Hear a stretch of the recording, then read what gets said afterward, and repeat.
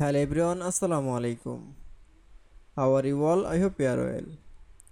Welcome back to my channel in this new video. Today's video, how to add page color in Microsoft Word document. So let's start it. At first open your Word document file.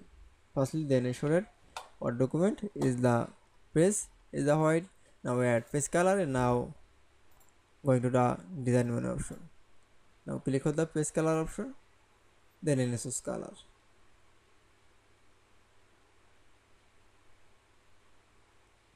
That's it. Then again going to the design menu option. Now click on the page color option. Now click on the more color option.